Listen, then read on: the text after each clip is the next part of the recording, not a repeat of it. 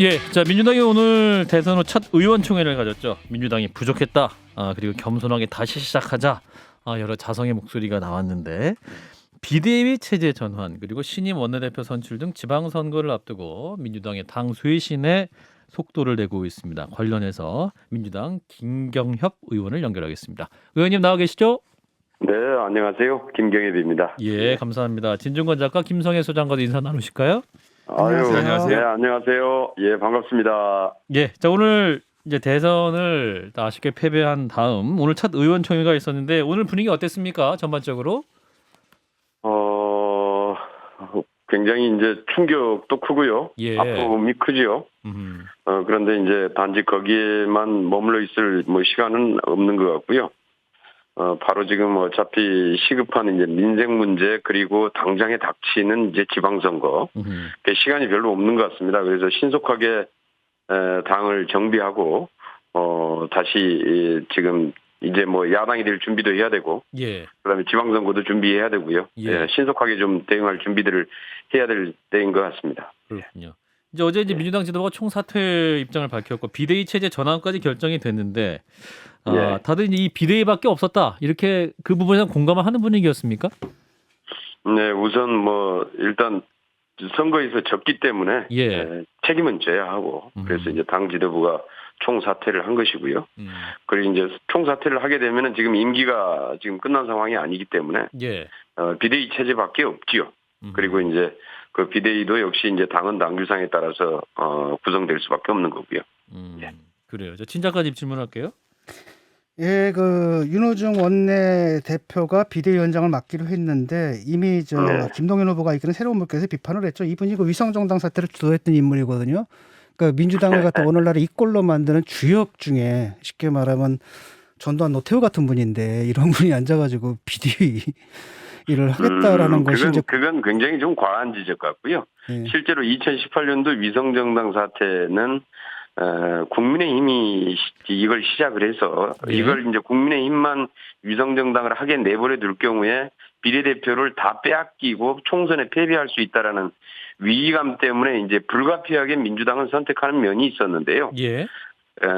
그것으로 인한 평가는 사실은 이제 그 총선 때 받았다고 봐야죠. 그리고 그걸로 인해서 대선 평가가 이루어졌다고는 보지 않습니다. 저는 아직도 정신을 좀 못 차리셨다라고 좀 판단하는데 총선은 사실 코로나 때문에 된 거고요. 총선 이전에 계속 민주당 지지율은 떨어졌던 걸로 기억을 제가 합니다. 그리고 그건 이제 우리 진중경 교수님은 그렇게 판단하실 수도 있는데 총선 때에 이미 평가가 끝난 사안이고 그리고 실제로 위성정당을 주도했던 책임은 실제로 그 당시에 국민의힘이 그 반대를 무릅쓰고 그걸 했던 것이고요. 예. 그다음에 이제 그렇게 해서 그냥 사실 방치하고 넘어갔을 경우에 비례대표를 거의 국민의힘이 싹쓸이 할 수밖에 없는 상황이었죠. 아니 그런 거라면 선거 중에서 왜 조국 사태를 반성을 하고 또 비례정당 만든 것을 반성한다고 말씀하셨습니까? 이미 심판이 끝난 건데. 이제 그럼에도 불구하고 과연 이제 그럼에도 불구하고 패배를 다 하더라도 그냥 비례정당을 만드는 거에 대해서는 내부에서도 상당 정도 비판도 있었고요. 예. 자 이제 이재명 후보의 향후 행보에 대해서도 굉장히 관심이 많습니다. 지금 상임고문을 맡게 됐는데 의원님께서는 향후 이재명 전 후보의 역할은 어떤 게 돼야 된다고 생각하십니까? 이제 지금 힘든 대선 일정 막 끝냈는데 예. 여기에서 지금 어떤 역할을 해달라, 어떤 역할을 해야 된다라고 하는 것 자체가 굉장히 좀 부담이 될 거고요. 예.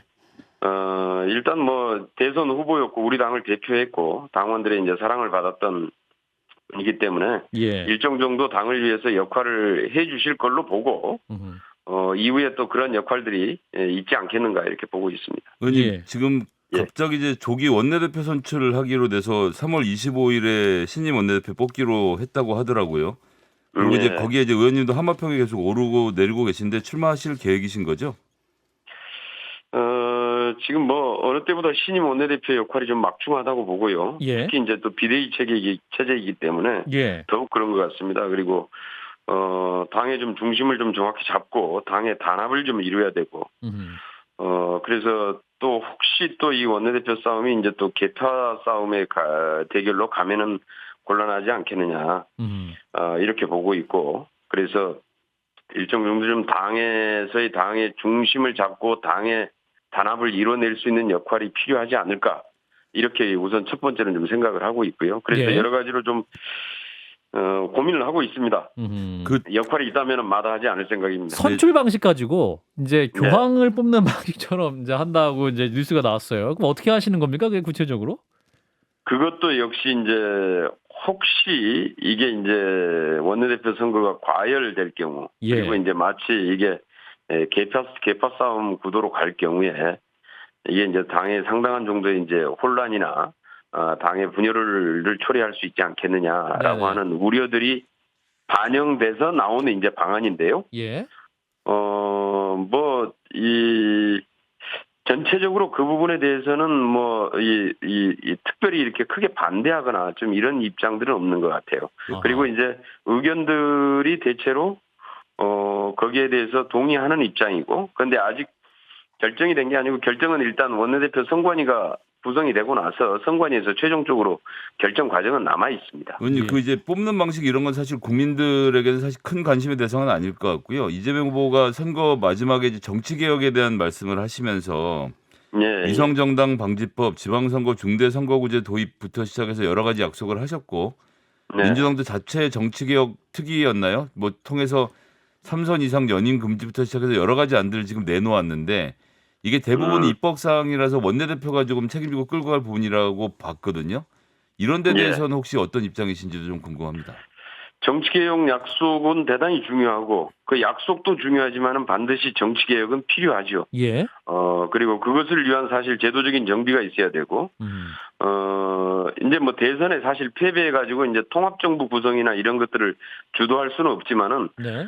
국민통합정부를 구성하기 위한 제도적인 정비도 필요하고, 그 다음에 국민통합 평의 국회를 구성하기 위한, 뭐 여러 가지의 비례대표 제도나 그 위성정당 방지 제도나 이런 것들도 필요할 것으로 보고 있고요.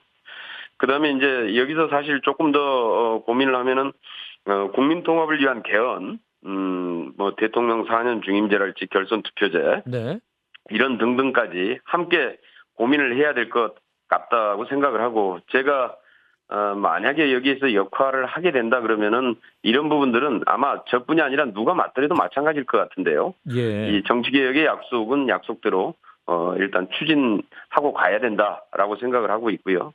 단지 하나 이제 이게 우리 당만의 힘만 가지고 되는 건 아니고, 특히 정치개혁 분야는 예. 여야가 실질적으로 좀 합의를 이루어야 될 사안이기 때문에 그렇군요. 이런 부분들에서 이제 원내대표의 그 협상력이나 이런 게 대단히 중요하다고 원내대표 보고 되시면 있습니다. 그러면 국민의힘에게도 이 정치 개혁을 위해서 함께 얘기하자, 함께 뭐 TF 구성이라든가 그런 안을 직접 던지실 네, 계획도 제안할 있으십니까? 생각입니다. 예. 예.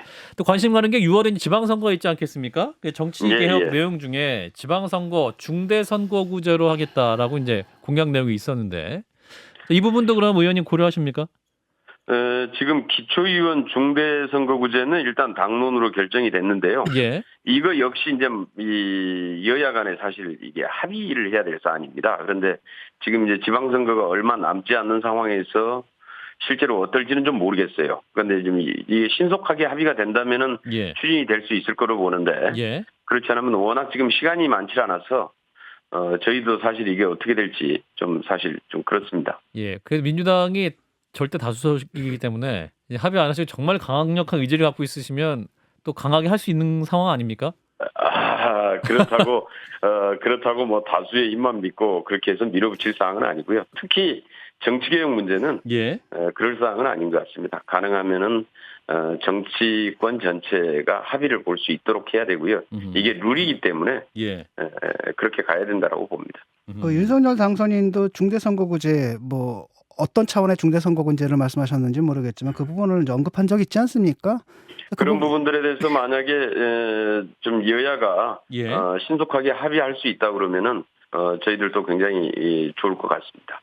또 정치개혁 얘기하면서 586 용태론도 얘기하면서 송영길 대표가 이제 불출마 선언까지 하지 않았습니까? 원내대표 이제 후보로서도 이러한 부분에 대해서도 어떠한 안이나 또 생각 갖고 계신 게 있으실까요? 아직 좀 그 부분에 대해서는 저도 뭐 이렇게 깊이 있게 생각은 안 해봤는데요. 예. 그게 이제 그 방식은 사실 당론으로 결정된 건 아닙니다. 예, 이제 5.18 논태론 당내에서 자체는 예, 의견이 있었던 것이고 또 당내에서 그 부분에 대해서 실질적으로 그런 방식이 정치 발전에 맞느냐라고 하는 여러 가지의 또 다른 의견들도 있어요. 예. 그래서 그런 좀 당 차원에서 좀 더 논의가 좀 필요한 사안으로 보입니다. 예, 제가 좀 부탁드리고 싶은 게 있는데 민주당 의원님들께서 그 당선증 들고 김어준 앞에 가서 사진 찍는 거 있지 않습니까? 그런 모습 참 보기 싫던데. 그건 언제죠? 글쎄요.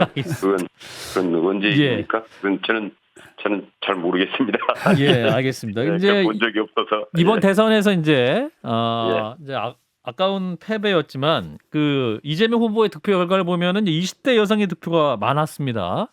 예. 예, 그리고 N번방 추적단 불꽃 활동가인 박지현 민주당 여성위원회 부위원장 역할 컸다 이런 평가가 있는데 그래서 일각에서는 이제 비대위 참여를 이분이 해야 된다, 합류해야 된다 네. 이러한 얘기가 많이 나오거든요. 의원님께서 어떤 입장이신지요? 저는 뭐 이렇게 잘 모르는 분이긴 합니다만은 대체적으로 이제 젠더 갈등 문제를 예, 이렇게 대단히 좀 합리적으로 그러니까 어떤 그 남녀 간의 어떤 혐오나 편가르기 이런 시각이 아니라 예, 일정 정도 젠더 통합이라는 관점에서 상당히 좀 합리적인 방안을 제시했고 네, 그런 부분들이 이제 20, 30대 여성들에게 상당 정도로 좀 설득력 있게 맥힌 것 같다. 예. 이런 평가들이 있고요. 예, 그래서 아마 좀 당내에서 비대위에 참여를 시키는 게 어떠냐라는 제안은 있는 것으로 알고 있습니다. 예. 그 지금 이제 저는 네, 긍정적이십니까? 아니면 부정적이십니까? 저는 뭐 좋다고 생각을 합니다. 예, 알겠습니다. 예. 그 30대, 40대 정치 신인이 지방선거에 등판한다거나 뭐 이런 세대 교체, 그 정치 개혁을 위한 파격적인 방안 같은 것도 생각해 볼 수 있을 것 같은데 당에서는 지금 어떻게 얘기가 진행되고 있습니까?